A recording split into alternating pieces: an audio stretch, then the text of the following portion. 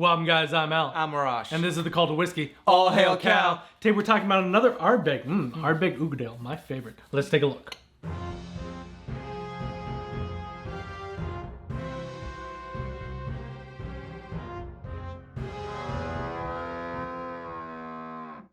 Welcome back. So today's whiskey is an Islay single malt. It is a non-age statement whiskey. It is 54.2% ABV. It's non-chill filtered. There's no E150 added to it, so it's natural coloring. It was vatted in Oloroso sherry cask and first fill and second fill ex-bourbon cask. 15 to 20% of that was the Oloroso sherry cask. Okay, well, it sounds like it's going to be sweet and strong. I can't wait. Let's take a pour. History time. In 2006, Ardbeg presented the world with Young Uigeadail as one of their limited edition committee releases. It soon became one of their core line bottles due to its immense popularity. The name Uigeadail is Gaelic for a dark, mysterious place and is named after the loch that supplies water to the distillery. The old distillery director once said, Uigeadail was to give an example of the old style of Ardbeg whiskey, and all around the world, cult of Ardbeg members are grateful for the gift of being able to try Uigeadail for themselves.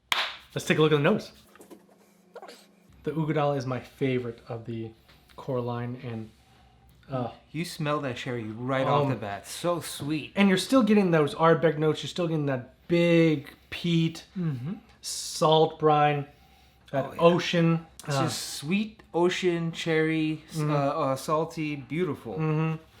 Like sugar, coffee, like espresso. And you get that tobacco note from the sherry. Just more dark fruits, like a hint of walnut. I smell more like a brown sugar for me. It's really a nice, heavy smell. It's not very distinct and specific, but when you take in the notes on the nose, you start getting the, like you said, the brine and the sherry coming, and then a little bit of tobacco in here and there, just different flavors. So brown sugar can come off in two different ways. It can come off from that like sherry note, but it's a very distinct difference between that bourbon brown sugar. So like brown sugar on a bourbon, and there's definitely a difference between those two, and it's more like a sugar cane. Okay. Yeah, it's good to know. And let's take a look on the palate. Oh yeah, and you know, it's well balanced with the sweet and salty. I was not expecting the strong flavor of tobacco, or maybe not tobacco or smoke per se. In this one, it took me a little bit off guard, especially with the salty and sweet notes on the nose. It's not what I was expecting. You get that peat, and that smoke just flows through it, and you get that like coffee note that you got on the nose. It's there. It's got a little bit of a rough finish. It's got like a spicy like kick to it, but I mean it's a 54.2% ABV, right? So like you're gonna get a little bit of a kick, but it's not overpowering.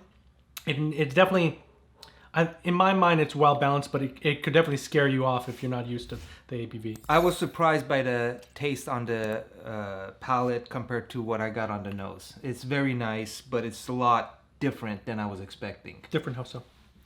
The smokiness, it's just compared to some of the other smoky whiskeys we had, is absolutely overpowering compared to the sherry, and that's what I'm tasting a lot more here in this regard. All right, fair enough.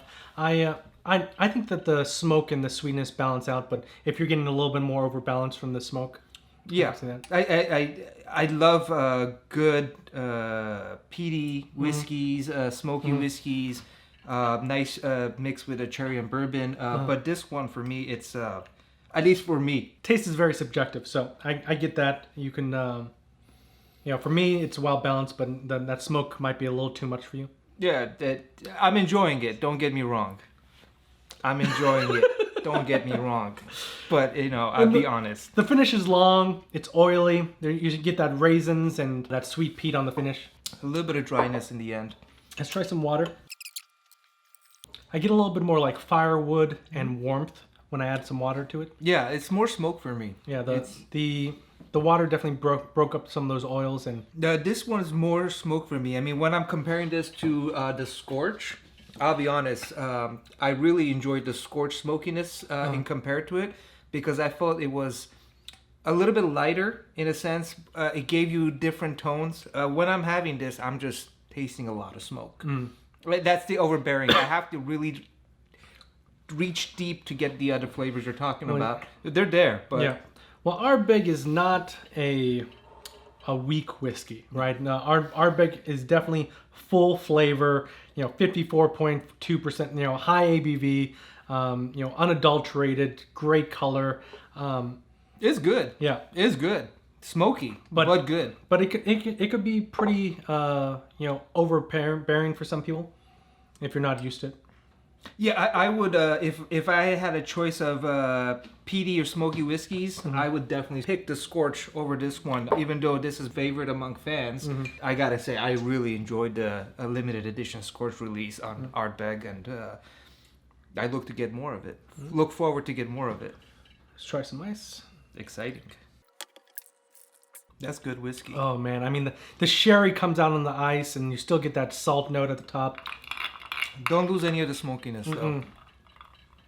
I mean, you have to be prepared to be drinking Islay when you're drinking this. You're not going to get away from that peat and that smoke, no matter how you drink it. But definitely cuts down on the smoke with the ice, not the water. The water I felt like just added to it personally. Yeah. Great whiskey. It's a hot day here in LA. So it's, and the ice is just absolutely amazing. How much is this bad boy? It's only $60 to $100, with the average being about 75. That's not too bad. Fairly priced, tasty whiskey, special edition that's now on a regular stock. I like it. Yeah, I mean, for the price, considering this is a core line, you can pretty much find it anywhere you find Ardbeg. It's just such a good whiskey. $75 is a steal for this. If you're looking for a smoky whiskey, you can't beat this. I love the Uigeadail. It's right up my alley. I absolutely love this whiskey. It's one of my favorites. What shelf does it go on? Definitely third shelf for me. Got the right name, the right bottle. I keep it on third shelf for me. The only reason it's not top shelf is because it's so strong and it loses some of the complexity because it's hidden by so many things. Well, on that note, our toast today is, may we get what we want. And never what we deserve. All hail cow.